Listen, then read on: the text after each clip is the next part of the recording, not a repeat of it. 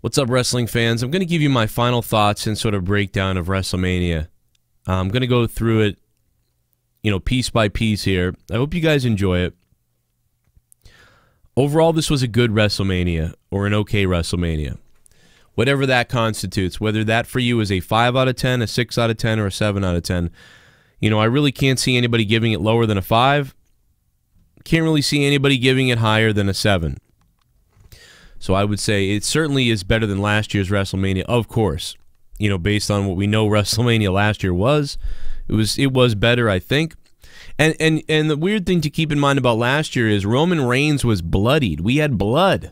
Like, a lot of blood last year at WrestleMania. I'm always looking for someone to get busted open, but when it's a meaningful match or something like that. The blood last year for me meant nothing with Roman Reigns. Undertaker was here with Cena. And it's still, last year was honestly one of the worst WrestleManias last year. So the recovery this year for WrestleMania was important. It was important that they ticked upwards. And I think they did that. But also to remember in this is, of course, how just too long the show is. Just way too long. Absolutely way too long. We did our review last night. But reviews are always chaotic. There's calls, there's donations, there's things like that. So now I'm sitting here in front of you able to sort of go through this thing with a clear head, drinking my Dunkin' because we renamed our company Dunkin' instead of Dunkin' Donuts. Just don't understand that, Dunkin' Donuts, you idiots. But moving on, moving in, Tony Nese prevails in his, I guess they said homecoming. I didn't know this was his return or his hometown. I didn't know. They seem to, they gave the belt to Buddy Murphy in his hometown. So it seems like if you're in your hometown in 205 Live, you're going to win the belt. It's the opposite of the main roster, it seems like. Tony Nese, Buddy Murphy put on a great athletic display. However, I was not invested in it whatsoever, so I really didn't care at all. Buddy Murphy and Tony Nese, I don't know what they could have done to make this better, but I just didn't enjoy it that much. But they executed very, very well. Top-notch athletes, great guys, great stuff, nice little thing. Didn't enjoy it that much. That's just me, though. Maybe that's my fault. I don't know. The Revival, Ryder and Hawkins, we knew this was going to go this way, and it did. I thought the match was decent, actually. The match was all right. This was one of the worst pre-shows ever, but that match I thought was decent. Didn't care, though. So far, whatever. I'm just kind of watching these matches end, and I don't care. The Women's Battle Royal was a joke. I couldn't have cared at all about this. I won't even talk about it. That's how I'm just breezing by the pre-show because it was a joke. Braun Strowman in the Men's Rumble, what a joke. One of the worst pre-shows ever that I've ever seen in any WWE event or anything like that whatsoever. Just atrocious. By the way, anybody looking for my Dash Wilder punch video, it's up on Vimeo right now. You have to be able to be on Patreon to get the link for it. Just for everybody out there wondering, YouTube didn't like it, so it can't be on YouTube. So that's another reason to become a patron and hopefully support videos like this. Or at the very least, sit through all the commercial breaks if I have any ads popping up at all. And maybe if you sit through a commercial, if everybody sits through commercial breaks, I'll get a couple cents. So I really appreciate that if you do. Alexa Bliss came out at the beginning of WrestleMania to welcome everybody. Hulk Hogan came out. I watched as my Facebook friends and Psycho SJW friends were like, why is this racist here and all these things. I mean, I think if the New Day and everybody can forgive the guy, then everybody can forgive somebody for making a dumb comment years ago. And, do we really... I don't know. I'm somebody who doesn't want to judge somebody like this. I don't know if Hulk Hogan's really racist. I don't know if he's not. I'm not really sure what anybody is because I don't know him. I know what he said was weird and messed up. But in the end, I don't know. You just kind of... You forgive people. Like, I forgive a guy who was literally... I don't know. I didn't want to get into it. But the bottom line is, Hulk Hogan came out. I think it was a mixed reaction. A lot of people cheering for him. A lot of people booing him, you know, or just kind of no-selling him a bit. It was okay. It was what it was. Interesting. I would have liked to see Stone Cold Steve Austin at WrestleMania, but guess we're not going to get that. Then as Hulk Hogan's leaving or celebrating, the music is still on, Paul Heyman just comes waddling out of the backstage in a very chaotic opening to WrestleMania, which I think that was a great call by WWE by having Paul Heyman come out there very fast, and just all of a sudden, here we are. We're off to the races. That's one thing about this WrestleMania. The pace was... I think this proves why the show is too long. The show is too long because the WWE set out to have a fast pace to get you where we needed to go. And it's like they were just getting through matches. It was like, here's another match. Okay, on to the next one, on to the next one, on to the next one. But in the end, that still didn't help much. That proves to you how this show is just too long. Because I think they made the great calls and great decision here, but in the end, it didn't help.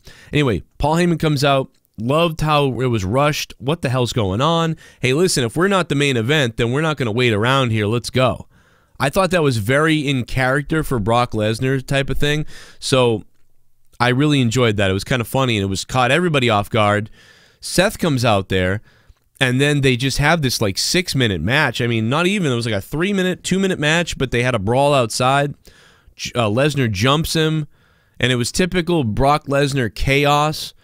You know, 90% of the time Brock Lesnar wins his matches, but no matter whether win or lose, you know that whatever it is, the Brock Lesnar situation is usually some kind of exciting moment or crazy spectacle. Not, you know, I guess I'm not the happiest that the hero Seth Rollins had to use a low blow, sort of getting Brock Lesnar out of it again. Like Brock Lesnar only lost to The Undertaker because of a low blow as well, if I remember right. I think Goldberg and Roman Reigns are the only two people, I believe, to beat Lesnar straight up. I think. Somebody can correct me on that. In the last 10 years, is it 10 years? Maybe it's not 10 years. Is it the last 10 years or 5 years? It's something like that. That Goldberg and Roman Reigns each have one pin, I believe, on Brock Lesnar clean. But Seth Rollins had to use a low blow, and I believe The Undertaker had to use a low blow once as well. Maybe The Undertaker had one win as well. But no, I don't even know. I don't remember. But anyway, so that, you know, people are upset about that. I liked it because I don't care that much about the Universal Championship anyway. And I like that it was kind of chaotic and they did something different. Seth got a moment right away on WrestleMania. We're watching a WrestleMania moment and we're like, holy crap, that's how WrestleMania is going to start. Damn. Right after that, by the way, Hall of Fame was great the other night. Loved it. Hope that Punk gets his ass kicked. I wish that didn't happen, but in the end, without that, Hall of Fame was so good. It was one of the best Hall of Fames. Pace-wise, one of the best Hall of Fames. They got to everything, like, right away. I don't know if it's because they had to submit their script or something this year because I saw a teleprompter. I don't know if that's the case, but, man, it was a wonderful Hall of Fame this year. It was a very easy-to-watch Hall of Fame. Not that I didn't like the other ones. I mean, I thought Razor Ramon or Scott Hall and, you know, Jeff Jarrett and some of those guys had great speeches. I enjoyed them a lot. But this was a great Hall of Fame. I really got to say it. But then Randy Orton and AJ Styles come out there. You know, I had picked Randy Orton to win this match. I picked Randy Orton to win because I thought he finally needed something and whatever else. Well, AJ got the victory. And it was a very quick match, but it was well done because they didn't any longer and it would have been boring. It would have slowed the show up and everything. So they kept the show going with a decent pace. It's not a classic that you're going to go back and remember, really. But it is a match that's serviceable that you'll watch and you'll be like, yeah, those guys did pretty good, man. That was a good little match with those guys. You know, hats off to them for executing a, you know, just getting to the point. You know, it wasn't a match for too much, you know, there was nothing on the line really. So, you know, I really appreciate that they got through it quickly, but they gave us, they executed all the stuff they wanted to get to, and so I could watch it. So I liked it. I liked it enough. You know, 7, 6 out of 10, 7 out of 10, whatever you want to call it. Maybe 7 out of 10 because it was just such good execution and it was timely. So good little 7 out of 10 match by AJ Styles and Randy Orton. They did a good job. Good enough with what they had and what they had to work with and all that stuff. The tag team titles were defended. Fatal 4-way match. I didn't care too much about this match. It was okay. I picked the Usos to win. The Usos did win. Oh, I meant to say in the other one, yeah, AJ won. I thought Randy Orton was going to win. I'm a big AJ guy, but, you know, I picked AJ to win. I mean, I picked Randy Orton to win anyway, and AJ won, so it's interesting. Usos win that Fatal 4-way match. I really don't want to talk about that much because I didn't care too much about it, to be honest. And the Boss and Hug connection, defending the tag team titles in their match. You know, Sasha, Bayley looked great. They were so good in NXT. I don't know what's gone wrong here on the main roster. Love the women's tag belt concept. Tamina and Nia were just trash in this match, unfortunately. I love the Iconics. I really do like their gimmick. They're such the way they're executing the heel persona so well. I really like the Iconics. They're the most interesting thing going. You know, I love Sasha and Bayley, and I have bought Sasha Banks merchandise. I want to explain that to you guys. I have never bought a female wrestler's merchandise. I think when I was a kid, I wanted an Alundra Blaze thing or something when I was like 10 or 11. But I have never bought a female wrestler's merchandise. I have bought Sasha Banks' merchandise. Natalia, I have a lot of respect for her heritage and her family and stuff like that. I find her to be a very cringe person to listen to talk about almost anything. Natalya, that is. So, you know, she's tough to deal with. But in the ring, I appreciate her for the most part. And Beth Phoenix, you know, interesting little thing, whatever. The match was what it was, which was not very good. But the ending was nice. I liked the way the Iconics won the match. And I liked that the Iconics won the match. I believe they needed to get belts on a heel tag team, because the belts don't mean as much. A face team has it, cool, but you need a heel team to really have these belts and go on a run with them so that a face team can win them, and that makes them seem more valuable. But for a face team to just have them, you know, it doesn't quite feel as valuable. So usually you start a title run with a heel team or someone who's a heel. You know, so the heel has a long run with the belt. You want the face to win. I don't know. That's just my opinion. Maybe I don't know what the hell I'm talking about, but that's just how I've always seen it. At one point in this match, Sasha Banks did I believe, tribute. As always, she always tributes Eddie Guerrero. One of the biggest problems with Sasha Banks and Bayley is they're always like, I love Stone Cold. I love Eddie Guerrero. Oh, I grew up watching him. Oh. Yeah, I grew up watching him too.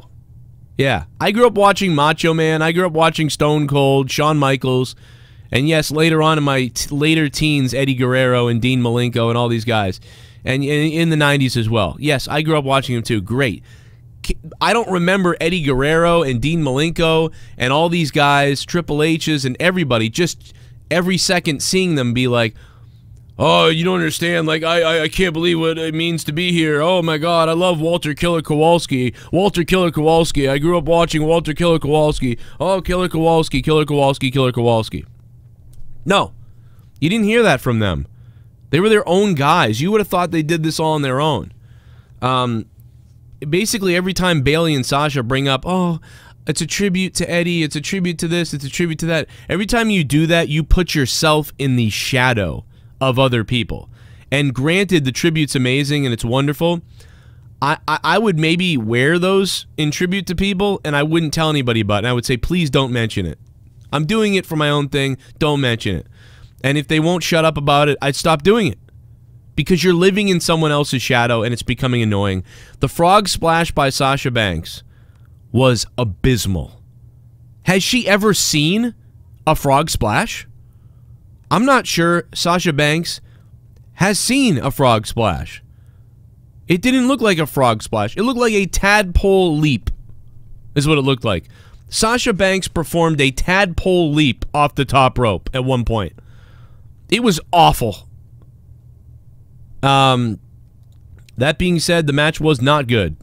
Not very good. It was, every match was like okay, so it was, I just didn't like that one. The women's one was not good. The ending was great. The Iconics winning was great. But whatever. Shane McMahon comes out, The Miz comes out, and now I'm starting to feel it, you know? When they came out, I was really starting to feel it a bit. The crowd was too. The crowd was getting more hyped for this. The Miz's dad, I know a lot of people said they didn't like this match. Man, I mean, I don't know. I did. I kind of liked it. It wasn't a traditional wrestling match, but the hype and where they went with it, I enjoyed the story. There was a story in this match a little bit. This was one of the better, and I think that's why. I think I enjoyed this match the most because it had the most story.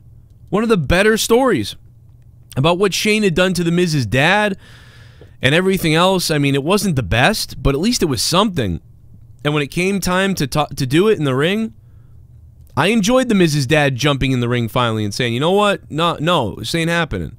And then, dude, he took these shots from Shane McMahon. The Miz's dad sold, like, really well. It looked like he really got beat up. Like, I gotta give credit to The Miz's dad, man. That was great. I never thought that guy could act like that or do that.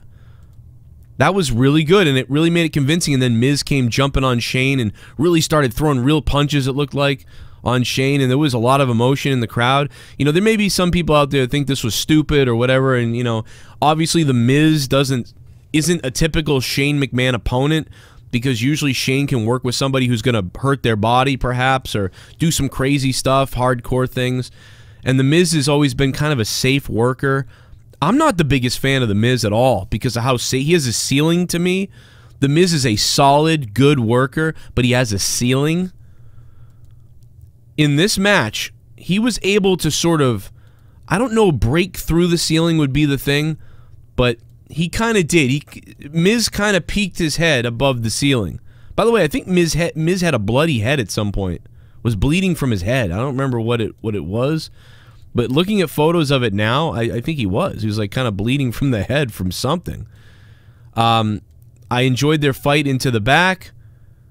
They're fighting all over the place. It was pretty good, you know. For backstage brawls back in the day, it wouldn't live up to par. But as far as backstage brawls go nowadays, Falls Count Anywhere goes nowadays in this era, it was pretty good. Pretty decent. They went into the crowd for real. You know, everything was kind of set up. I actually started laughing my ass off when they went into the announcer table area. All the international announcers, the Asian announcers, the German, whatever, the Spanish, the China, the Vietnamese, they just knocked the tables over. The tables are falling everywhere. And you could see people panicking about wires and TV prompters and just everything. It was really hilarious to me. Shane McMahon threw himself over a golf cart like a champ at one point. Shane McMahon selling was one of the best things about this, and we knew that would be. If it was Miz versus somebody else, it wouldn't have been that good. But because Shane just fucking throws himself all over the place, it was great because of that reason.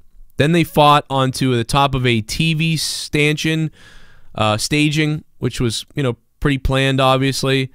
And they went off the top of that. I thought that was really good. I mean, okay, I didn't. When you saw the thing, you're like, oh, they're gonna, like, it was so set up that you were like, okay, they're going off. Somebody's going off this, and I didn't know how they're gonna go off. So that was the one thing intriguing me: is he gonna get thrown off, power bombed off? Is he gonna leap off onto Miz after throwing somebody off? You know, what's gonna happen? I thought it would have been. It may have been more interesting had somebody gotten thrown off, crashed down through it, and then another guy had jumped off to put an elbow through him. I think Shane's done that before, but it would have been nice because then you see two people jumping off of something. But they went with The Miz snapping and deciding to suplex Shane McMahon off of it, but Shane came crashing down on top of Miz as they landed, so technically Shane McMahon got a pin. So it looks like the feud's going to kind of continue. So I wasn't a huge fan of how it ended, and I don't think the announcers did a great job of kind of painting that picture at all during the match. Like, you know, Miz has to be careful not to do something he doesn't do. This is Shane McMahon territory. Miz is a pro wrestler in the ring. Maybe no one's better. But Shane McMahon is crazy, and he will do anything. And when Shane McMahon snaps like he has, he's a dangerous person, and The Miz has to be careful not to snap and not to lose his cool and not to do something that he shouldn't do and not to try something that he's not used to, because he needs to keep this match in the ring. It's falls count anywhere, but Miz needs to keep it in the ring. That's what they should have been painting.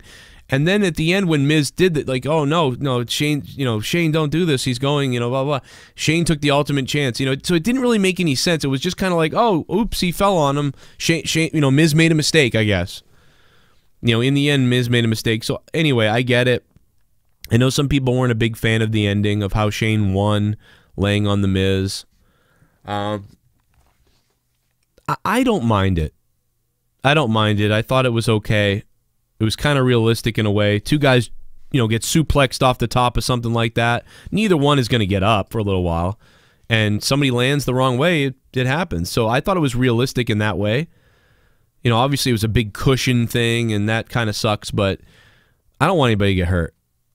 So I appreciate that looked cool, and I can hold my imagination a little bit and say, because that hurt a little bit, probably. And even if it didn't hurt and they both landed safely and they were fine afterwards, it could have hurt, even with the padding and everything. Somebody's head could have landed the wrong way. Somebody could have hit heads. Somebody could have hit the wrong way on their kidney and had a bruised back or kidney or whatever. So I know that they probably landed safe. Everything's probably fine. Probably said, I'm pretty sore right now, and just said that to make people, to sell the deal. But somebody could have been hurt still, and the move was executed really well.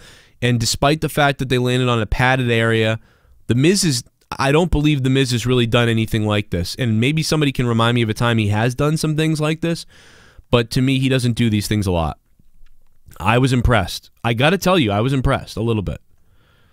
At that point, that was the match of the night for me. I really enjoyed Miz and Shane, and the story with the dad, I really did like it, I have to tell you. And then we go to Kofi Kingston and Daniel Bryan. And this is going to conclude my part 1 of my final review of WrestleMania. And here it is. We're getting into it. Kofi Kingston versus Daniel Bryan. Kofi Kingston finally gets here. We all had the premonition that, man, what if Kofi Kingston could take on Daniel Bryan at WrestleMania? That could be a really good match if they're allowed to go. But you know what? AJ and Shinsuke could have been a really great match too, and that wasn't that good. Well, Kofi Kingston caught fire a little while back. Mustafa Ali was injured by a freak accident. Mustafa Ali is not in the Elimination Chamber. Kofi Kingston is. The fans decide that's the guy. The fans decide. Not because of any reason. There's no agenda. It's not because he's black there's an agenda. And, people cheered for Kofi because they like Kofi. And in turn, the whole idea of a black champion, that we've never got a full actual black champion, was rolling around everybody's head. Mark Henry never became the WWE World Champion. That in and of itself is kind of weird. Booker T never became the WWE World Champion. The WWE Champion. Just never happened for those guys. This match was great. It built wonderfully. It reminded me of the Macho Man Randy Savage and Ric Flair at WrestleMania 8 in a way. Now, it didn't quite have the heat. I wish there was a little bit more heat with Rowan and Bryan. I think Bryan did a damn good job. He was ranting everywhere about everything. I wish there was a little bit of the whole, like, Mr. Perfect was an asshat at WrestleMania 8. I wish Rowan had said, like, made some questionable comments about Kofi and the other two guys, the New Day. Like if Rowan had said something like, you say people like us, whatever, don't get to places. And that's just because people like us are smarter than you, or things like that. I don't know about that exactly, but that type of thing. And Rowan maybe interfering a little bit, but they didn't go that route, so they didn't have that sort of deal, that emotion that WrestleMania 8 had, but it had a lot of emotion. It had less of an emotion of I hate Rowan and I hate Daniel Bryan. It was more of we just love Kofi Kingston so much. So anyway, the damn thing builds, and eventually by the end of it, the crowd is just fire for Kofi Kingston. And Kofi backs up, and earlier he took a Bisaiku knee kick to the head that was really good. He sold this well sold. People thought it might be over right there. It was a hell of a Bisaiku knee kick, sold well. Didn't end there. Daniel Bryan gets hit by the Trouble in Paradise. There are very few Mania moments that, I can run in my head of finishers and stuff like that. Andre the Giant being slammed by Hulk Hogan at WrestleMania 3. Ricky the Dragon Steamboat and Macho Man at WrestleMania 3. Macho Man and Hulk Hogan at WrestleMania 5. The Ultimate Warrior and Hogan at Mania 6. Just the look, the spectacle. But a lot of other things that I think about after that are, probably, I don't know, like WrestleMania 10, the ladder match. A shot of Shawn flying in the air on top of Razor. WrestleMania 12, Shawn coming down from the ceiling on that wire thing. Bret, the super kicking Bret Hart in the face to end to the boyhood dream comes true. WrestleMania 13, Stone Cold Steve Austin bleeding all over the place as he passes out to Bret Hart's sharpshooter. WrestleMania 14, as Steve Austin stuns Shawn Michaels and wins. He stuns The Rock at Mania 15. After that, things like The Undertaker and Shawn Michaels, there's not a whole lot of, like, that moment. I will never forget that Trouble in Paradise that Kofi Kingston hit on Daniel Bryan. Dude, he hit him, and Kofi hit him, and Bryan sold the shit out of that. Similar to when John Cena sold the Bisaiku knee kick to the head at SummerSlam for Daniel Bryan. That kick to the head by Kofi is going to be played, I think, forever. It was a wonderful finisher and shot. The camera angles are usually god-awful. And I want to say that most of the camera work at WrestleMania was piss garbage.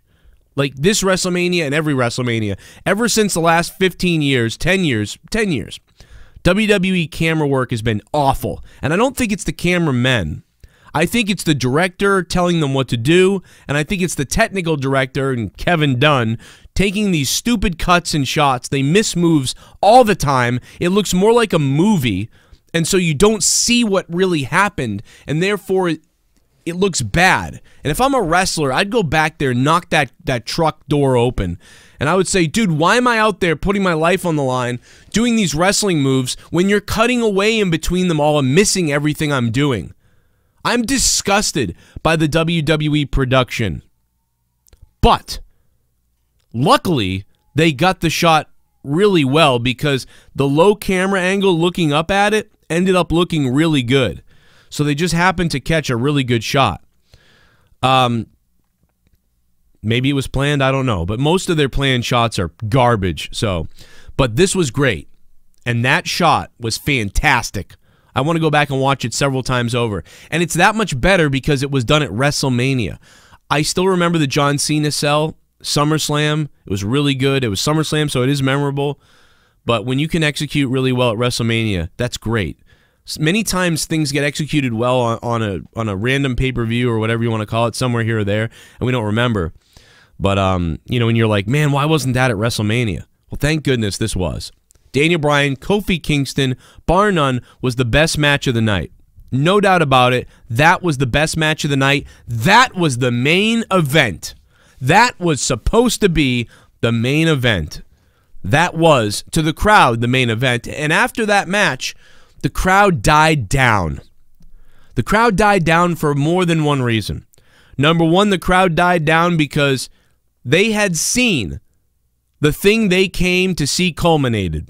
And that was Kofi Kingston becoming the WWE World Champion. It happened. They saw a long match that was great. They let it all out. Kofi's family and kids coming into the ring. Dude, I'm not joking. Go watch my live review. I am a loser. I teared up. Go watch it. I teared up. And I was cheering for Kofi, and I was happy, but I wasn't a psycho about it. Like, oh my God, Kofi's got to win. No, I just was like, I love Kofi. Hope he wins. This is going to be cool. I'm really happy for him. And watching it all develop, couldn't help it, man. I couldn't help it. So go watch my review if you want to see, man. I'm trying hard not to like, oh man, this is crazy emotional shit. So I would call this the first half of WrestleMania. I would give the first half of WrestleMania a 7.5 out of 10. Maybe an 8 out of 10. Not an 8. I give it a 7 because the other match was really good. Give it a 7 out of 10. First half of WrestleMania. And the crowd, number one, the crowd didn't care after this because they saw the match they wanted to see the most. Number two, they were like 5 hours into WrestleMania. You know, 2-hour pre-show, now we're 2 hours in, plus sitting around and all the other stuff that happened. They're 5 hours in their seats, 5 hours there. And those are the two things. Then after that, Samoa Joe comes out, has a squash match with Rey Mysterio. Probably because Rey's ankle wasn't top-notch, so he didn't want to underperform. It was just like, well, let's just come out and let's just put you over, man. You know, I can't come out here and do all this cool stuff. Let's just keep it real and let me put you over. I assume that's how it went. Could have been there was a squash all along. I don't know. But either way, good decision. Nice little thing. I liked what they did. Good decision. It's never going to be a good match because it was a squash. But it was the right decision for Samoa Joe. Good. Drew McIntyre, Roman Reigns came out there and gave us the match I thought they'd give us. A couple of brutes kind of punching and doing things. Drew McIntyre's story was that he beat up the rest of the Shield, especially Dean Ambrose. And, you know, now I'm going to take out Roman Reigns. I took out Ambrose. Now I'm going to take out you, Reigns. But Reigns, nope, you're not going to take out me. I'm going to stop you, bad guy. So Reigns becomes, you know, he's coming back from cancer, surviving cancer. Nope, you're never gonna kill me. You're never gonna kill this. You're not gonna do this. You're gonna take me out. I'm gonna take you out. That was the story they were telling. That was the story we got. I didn't expect this to be a good match. Drew McIntyre is phenomenal. Drew McIntyre is better than Roman Reigns. He's better than Roman in the ring. He's a better speaker than Roman Reigns. Drew McIntyre is a star.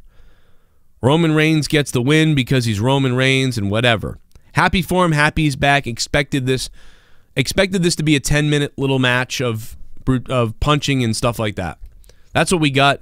Not very good. So we have a squash match. We have Reigns and Drew McIntyre, which was just a 4 out of 10 match that I don't care about. Then Elias came out. Everybody thought Undertaker's coming or something like that. Elias did this cool thing with like multiple Elias playing instruments. I thought that was cool. I like that. It's good stuff. And then all of a sudden, here comes the surprise person to interrupt Elias, and it's John Cena Thugonomics. But he's wearing a Yankees jersey. But he's from Boston.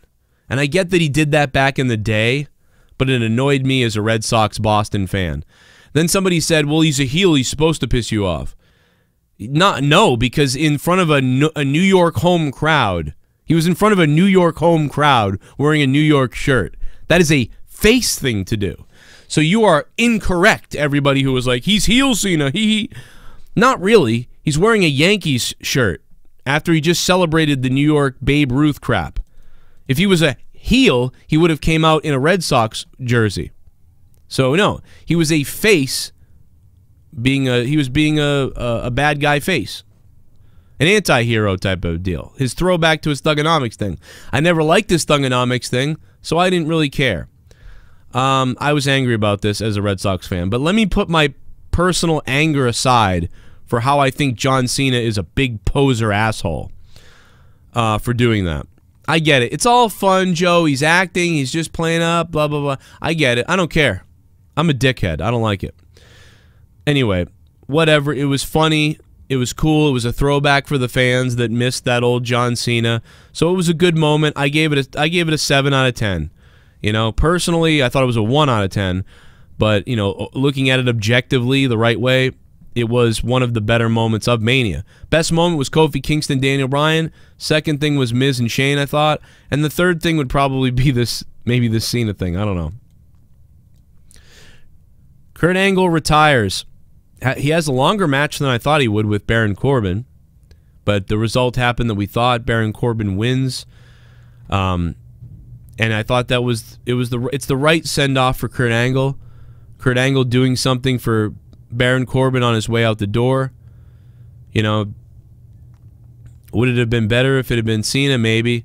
I think it would have been better for everybody if Kurt Angle had been able to wrestle better. If Kurt Angle had been able to give you a longer match, then maybe he could have had that moment with somebody bigger, like Shawn Michaels and Flair at WrestleMania 24.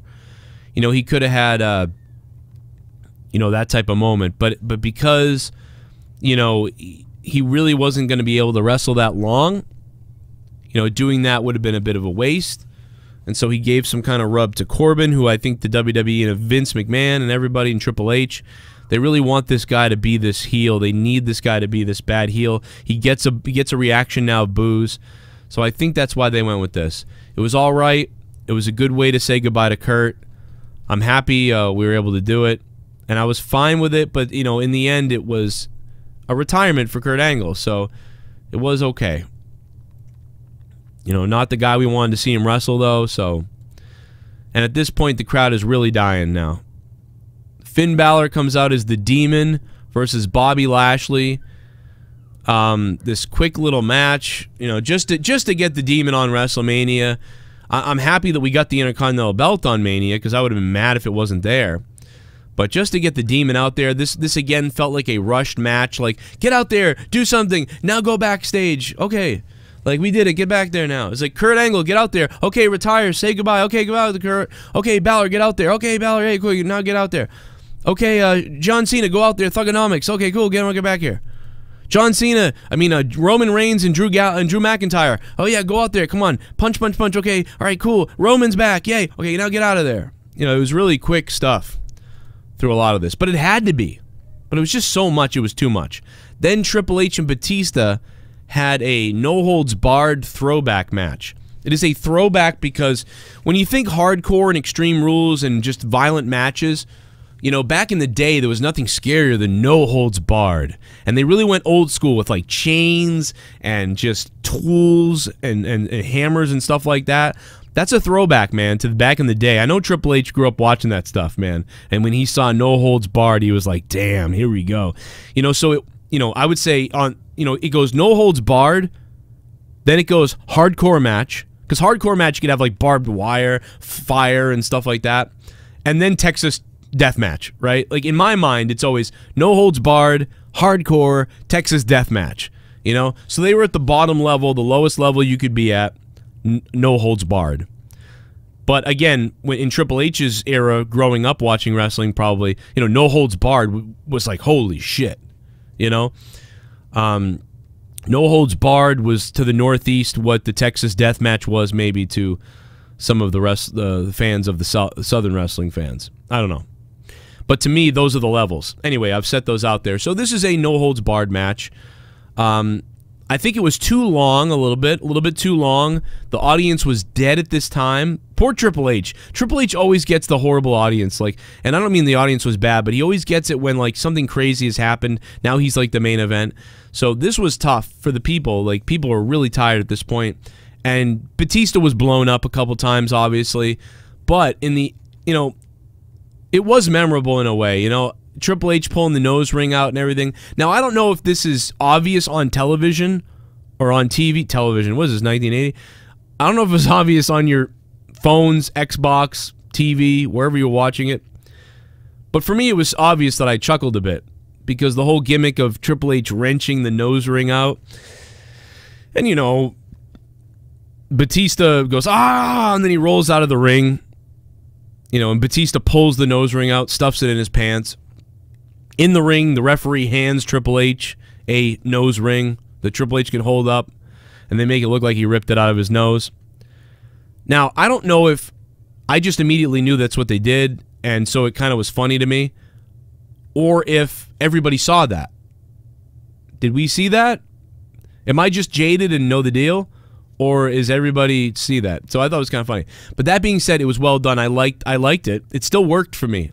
I was like, damn, that's gross. And then he holds up the ring. I liked it. I liked a lot of the stuff. You know, Batista bouncing off the steps was funny on the powerbomb. The chain across his face was a great shot. It was a little bit brutal. You know, the table, a lot of people thought the table was supposed to break when Batista got back body dropped. They rigged the tables not to break, because Triple H had to run across the table to spear Batista through the third table. So the first 2 tables are rigged not to break. They don't want them falling on the guys. So they're rigged not to break. At least I believe they're rigged not to break. And the third one, you know, you go through, and so there was a little bit of violence there. It was pretty cool. A lot of people thought Triple H's career might be over, and it wasn't. You know, having Shawn Michaels out there was interesting. That kind of played into it a bit. So psychology-wise and stuff, it was all right. But still, it was boring a lot of people. And it was really too long, quite honestly. And I was fading at this point now. But then I kept coming back to life because I am interested in what they're doing. And I really, really, you know, respect Triple H and Batista and what they were going to do or try to do, or who knows. And I left out the fact that at the beginning, Batista, yeah, he tripped through the ropes, which was really funny. I started laughing, like, dude, I started roaring. I was dying, and he's like, ah! And then he comes up the steps like a fucking monster, and then he falls getting into the ring. Which right there should have been the omen that, well, Batista's losing this match. You know, and it really was. But credit to him for coming back, and it was all right. It was one of the better things that happened of the night. You know, even as long as it was and as slow-paced as it was, you know, it was interesting kind of what they were doing, but still not very good, though, to be honest. It's on the lower end of things Triple H has done at WrestleMania. One of the big things in it, too, is, again, Triple H coming back from an injury, coming back from this pectoral injury. You know, to get back in time for WrestleMania was really undersold to me. That this guy had a major injury and came back and was able to do this. Pretty impressive. Didn't really enjoy the result that much. So at this point, the second half of WrestleMania for me is like a 2 out of 10. 3 out of 10. You know, and the first half had been an 8 or 7. And this was a 2 or 3. And then the women's match. For the women's championships, winner take all 3 women. Charlotte gets this amazing helicopter entrance. The Becky and Ronda come out. They start having this match. It's discombobulated a little bit. The best moment of the match was when Ronda Rousey was drop-kicked from the hanging on the ropes in the outside to the outside of the ring. And it was like, whoa, okay, cool. And then basically nothing better than that happened the rest of the match. Not a fan of triple threats. They're always hard to get. It's hard sometimes for 2 people to sync up and create something for the fans. But when you mix in a third person, it can become even more convoluted. The crowd was dead. These women didn't have a match that I can remember. Charlotte has been in way better matches than this, where she's flipped off the top rope to the outside. I want to say that the last 2 pay-per-views, I think, or something, whatever Charlotte did was, you know, more entertaining. You know, I don't know. It's I will never really watch this match again. It was Ronda doing the same moves over and over again. Botches happening. And it really felt to me like Becky wasn't believable in a lot of the things she was doing. Ronda was repeating moves. It felt like Charlotte was the only one that could really wrestle, and she was in there with people that just couldn't connect with her. I can't believe I'm saying this, but I mean, I feel bad for Charlotte being in there with them. The ending with the pin on Ronda, but it's a botch or a worked botch, so that Ronda has an excuse, or Ronda screwed up and she was just supposed to be pinned, but her shoulders came off the mat, or somebody forgot to finish, or the referee did the wrong thing. Whatever it is, it looked horrible. It looked horrible. Planned, not planned, or mistake. It looked horrible. And it was an anticlimactic, horrible way for this to end. let me just go back to the Triple H Batista thing real quick, too. I think a lot of the reason why the crowd was also dead, they couldn't see the chain. They couldn't see the stuff Triple H was doing with tools. You know, on video, to us, it came across much better because we were seeing the story develop. I know I'm going back here. I have to, though. Triple H wrenching his face and all this stuff with the things. Over the TV, and whenever you watch this back for all time, that match will come across better than if you were there. So it's no wonder the crowd was just kind of sitting around because they don't understand the squeezing and the torquing of the stuff and, you know, what Triple H was doing, his facial expressions in some cases. That story wasn't conveyed as much to the crowd. That's just, I want to throw that out there to give them the benefit of that too. But going back to the women's match, it sounds like I'm making excuses for the men and then burying the women. I don't mean to do that. I love the women, usually, and I loved NXT. The fact of the matter is this just was not good. And so this second half of a WrestleMania was atrocious. 3 out of 10 at best, to me. The first half was a 7 or 8. Therefore, you have my rating for WrestleMania. I give WrestleMania this year a 5 out of 10, which is a thumbs up. You know, like, I don't know, it's a okay, good. It's a good, okay WrestleMania.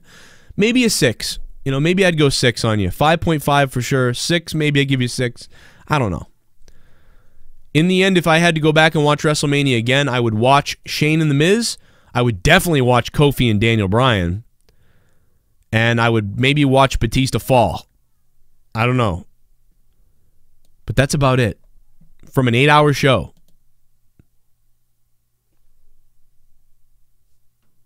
If there was no Kofi and Daniel Bryan, this show would have been as bad as last year. Probably. So there you have it. There's my final thoughts on WrestleMania. I hope you guys enjoyed this video. Hope you can leave a like. Share this video everywhere. What do you guys think of WrestleMania? Please leave the comments down below. I will try to be reading them throughout the day as we lead into Monday Night Raw, guys. I will have a Raw preview coming in the next couple hours. Well, I guess I'll have it in the next hour because Raw is going to be on. And I will be live after Monday Night Raw right here on the Joe Cronin Show. Hope you subscribe, watch my other videos, watch my other podcasts, and watch everything else. I like doing these re-reviews the next day when they're not live so I can convey my thoughts a little bit more properly. Do you guys like this format? I'll keep doing it. My final thoughts, WrestleMania 35. Joe Cronin, follow me on Twitter at CorruptedPod. Help me on Patreon and get 30 hours of bonus content you cannot hear on YouTube. Patreon.com/Joe Cronin Show. That's all, guys. I'll see you tonight from Monday Night Raw, and thank you so much.